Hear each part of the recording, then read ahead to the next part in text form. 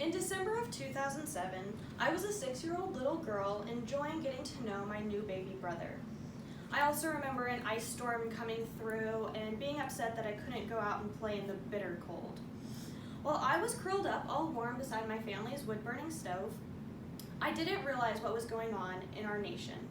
The United States had just plunged headfirst into the greatest economic recession it had seen since the Great Depression. Today, I want to share a little bit more about this recession that has come to be known as the Great Recession. I personally do not remember much about this time in our nation as I was very young, but while I was studying macroeconomics in a course that I took, this topic piqued my interest, and I decided to do a little bit more research on it to be able to come here today and explain a little bit more about this recession for all of you. Now, all of you most likely remember more about this recession than I do, but today I just want to look back at this recession and look at some of the events leading up and then the effects that followed this recession. So, starting with the events that led up to the Great Recession. It started with the housing market becoming giant starting in 2002. Interest rates were at historically low rates, and consumer spending was skyrocketing. People were paying for houses that they couldn't afford and taking out second mortgages or equity on their houses to create a new line of credit for themselves. These mortgages and equities were then securitized or turned into marketable securities by large investment bankers. These were then traded among the banks and other investment agencies, and it became a very greedy process. In a 2015 article entitled "The Moral Economy of the Great Recession," author Thomas Cushman stated that greed was one of the sole causes of the Great Recession. But while it was such a huge cause of the Great Recession, no individuals took the actual blame. It was always the organizations or the institutions that always got the blame thrown on them. Many people who could not pay their mortgages that they had taken out began to default on these mortgages. All of these large companies that had been trading these securitized mortgages began to fail, starting with Bear Stearns. They were bought out by J.P. Morgan Chase, and then Freddie and Mac and Fannie Mae were taken over by the Treasury office. Lehman Brothers completely failed with no government bailout, while AIG was considered too big to fail and was completely bailed out by taxpayer money.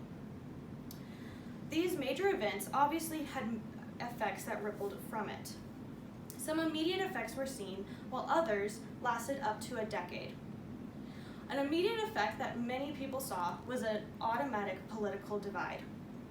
Dr. Nancy S. Love and Mark Mattern, in a 2011 article entitled "The Great Recession: Causes, Consequences, and Responses," noticed how the different approaches of the different political sides of the aisle took, such as conservatives blaming more of the individuals for spending beyond their means and the public officials pushing welfare on them, while liberals were more prone to blame the reckless and greedy investors for making more financial instruments to take advantage of open markets.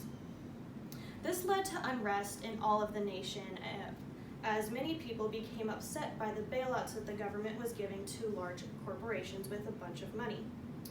Many CEOs that took huge bonuses every year were still taking home those bonuses, while many everyday ordinary citizens were getting kicked out of their homes. Protests started in Wall Street and covered around the nation as many people became upset. This all culminated in the 2008 election season, which became very tumultuous and very centered on this topic of economic growth and recessions. With this election season, the majority in Congress completely changed from Republican to Democrat, and in just 2 years later, it switched back to a Republican majority. One of the most personal effects to many people was the unemployment rates.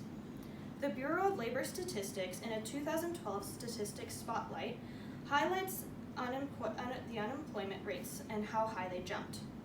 The highest unemployment rate during this recession was marked in October of 2009 at 10%.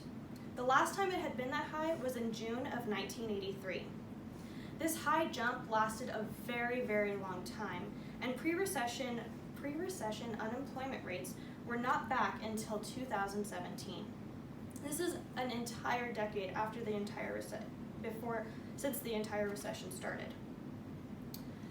Events leading up to the Great Recession helped to clarify the effects that were seen throughout the United States immediately after and for almost a decade after the recession. I hope that all of you can look back at this recession and see how it affected your own lives. For me, as a little girl, in 2008 and 2009, I started to see the effects of this in my own life. I became more aware of the unrest that was growing in our nation. I remember listening to the news and hearing about bailouts and protests and taxpayer money, and I remember unemployment being a huge issue for a long time after. I can now look back informed about the effects that I saw in my own life that were all caused by the Great Recession. Thank you.